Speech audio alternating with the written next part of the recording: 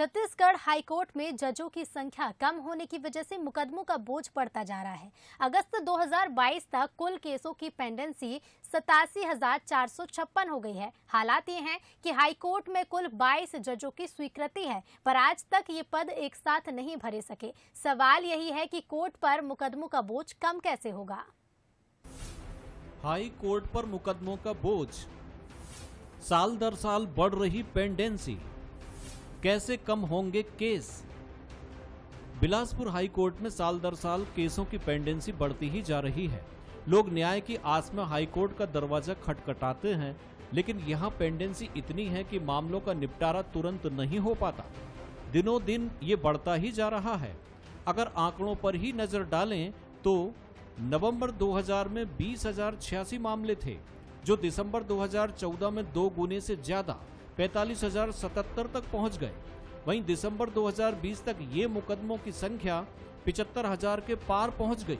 अब यानी अगस्त 2022 तक आलम ये है कि मुकदमों की संख्या 87,000 के पार हो गई है।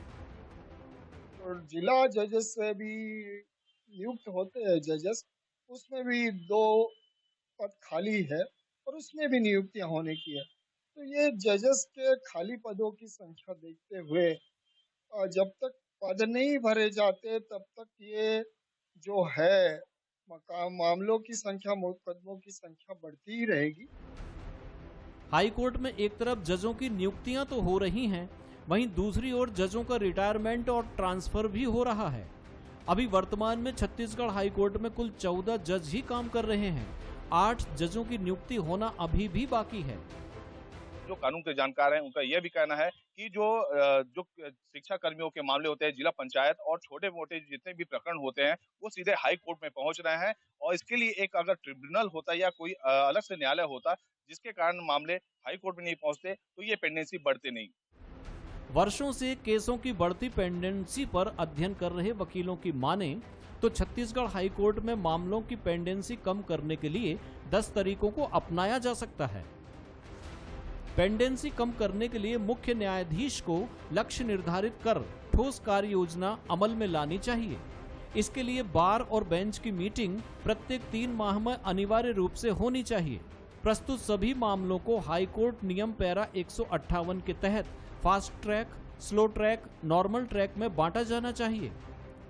जजों के विरुद्ध शिकायतों के निराकरण के लिए ठोस और प्रभावी कार्य योजना बनानी चाहिए। अधिकतर मामलों में लिखित तर्क देने का नियम बनाकर न्यायालय का समय बचाया जा सकता है। हर मामले में मौखिक तर्क की अधिकतम समय सीमा तय की जानी चाहिए। अधिकतर मामलों को सुलझाने के लिए न्याय मित्र, कमिश्नर की नियुक्तियां की जानी चाहिए। अवमानना मामलों को कठोरता से निपटने के लिए गाइडलाइन तय की जानी चाहिए। जांच के आदेश भी देने चाहिए। समान प्रकृति के मामलों को निपटाने के लिए न्यायपीठ से अधिक समय नहीं लिया जाना चाहिए। विधि विरुद्ध मामलों के निपटारे में एकल पीठ जजों का उत्तरदायित्व निर्धारित करने के लिए ठोस नियमावली लागू की जानी चाहिए। मुझे ऐसा लगता है कि सबसे पहले पूरे मामलों का वर्गीकरण करना चाहिए, fast track court, slow track, और इसमें हमारे यहाँ प्रोविजन तो है लेकिन आज तक फॉलो नहीं हुआ।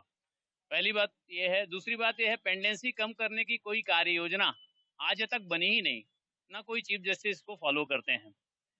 हमारे यहाँ बार बेंच की मीटिंग होनी चाहिए कि बताइए भाई हम कैसे पेंडेंसी कम करें, ये भी नहीं होता। हाई कोर्ट में बढ़ रहे मामलों को कम करने के लिए कई चीजों पर अमल करना होगा। सबसे पहले तो जजों की नियुक्तियों पर ही ध्यान देना होगा, फिर इसके बाद बाकी के उपाय लागू किए जा सकते हैं।